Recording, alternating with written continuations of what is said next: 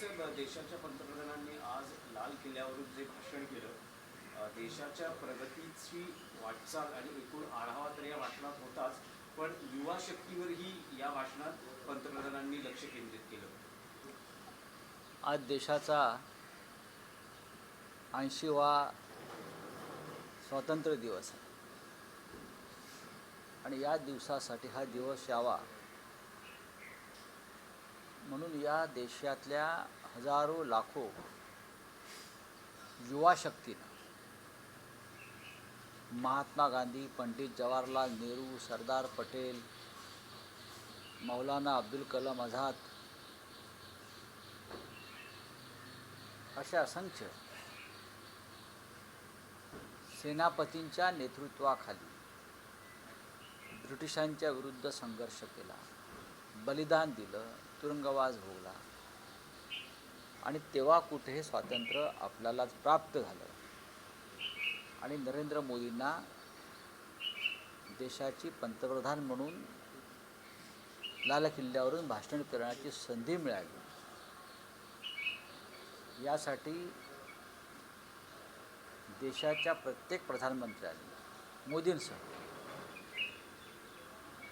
गांधी, नेहरू, सरदार पटेल, मौलाना अब्दुल कलाम आझाद, विनोबाजी भावे, अच्युतराव पटवर्धन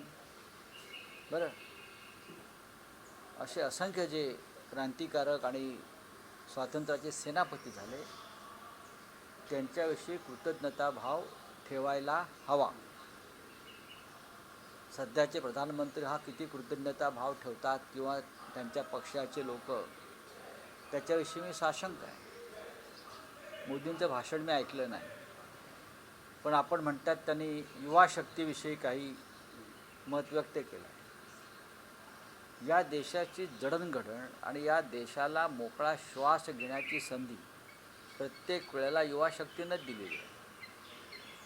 भगतसिंगासारखे तरुण युवा हे फासावर गेले आणि आतासुद्धा जंतर मंतरवर जे आंदोलन झालं ते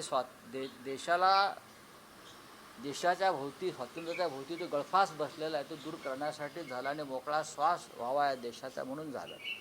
त्याच्यामुळे युवा शक्तीनं या सरकारला गदागदा हलवलं आहे आणि म्हणून देशाच्या प्रधानमंत्र्यांनी युवा शक्तीचे आभार मानले आहेत. त्याबद्दल मी त्यांचे आभार मानतो. हा देश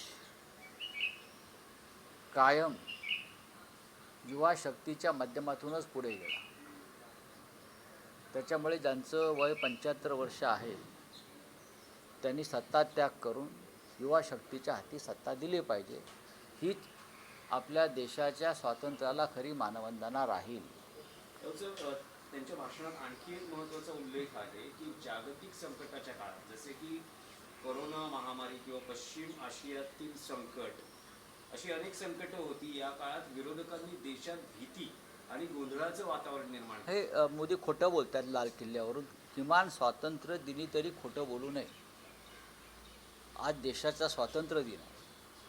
हजारो लाखो तरुणांनी त्यांचा पवित्र आत्मा या देशासाठी बलिदान त्यांनी केलेलं आहे. त्यांचं स्मरण करण्याचं सोडून नरेंद्र मोदी जर अशा प्रकारचं वक्तव्य करत असतील तर ते आमच्या स्वातंत्र्य दिनाचं दुर्दैव आहे.